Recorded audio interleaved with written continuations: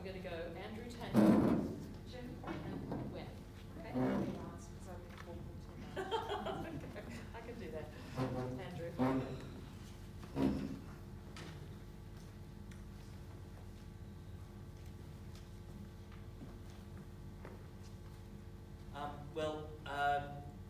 We would support the Uluru Statement from the heart.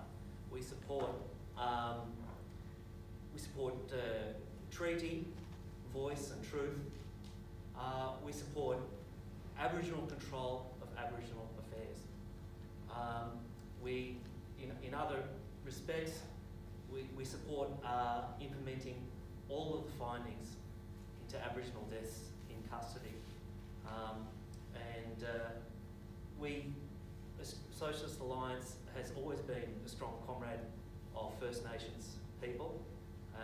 We have Pat O'Shea, First Nations candidate up in the state of Queensland. In this area, in Redfern, Waterloo, which has a great Aboriginal history, we absolutely support all these First Nations issues. And it's a great tragedy that only 2 months ago, Jai Walker lost his life only streets from here in a police chase. And that's 20 years on from TJ. So this is a very important issue which we can take action on. Thanks, Andrew.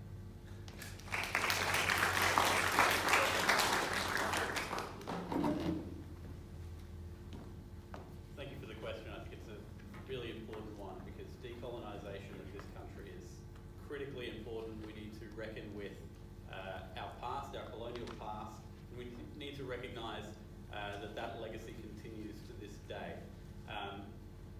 In the case of the Uluru Statement from the heart, so if elected to Parliament to be your representative, I would support any move to enact that, to progress that referendum.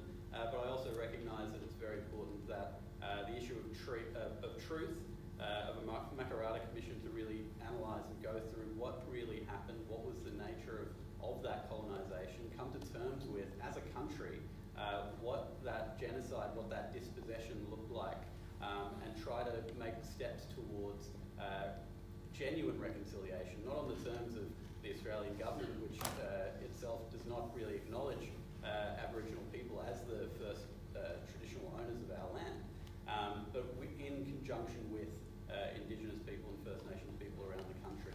It's also critically important that we have a process of treaty with First Nations who, again, sovereignty was never ceded. This is still their land, and we need to recognise that the Australian government has settled this place, has put its own rules in place, but has not acknowledged that there was a process of dispossession, and there needs to be a treaty signed with First Nations.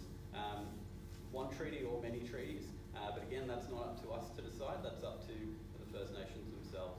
So I think it's critically important that all three of those things are acted upon in the right way to make sure that Indigenous voices are treated with respect, that they are taken seriously, and that there is a genuine prospect of reconciliation and moving forward together with an understanding not just of the colonial history, but of the many tens of thousands of years of Indigenous history in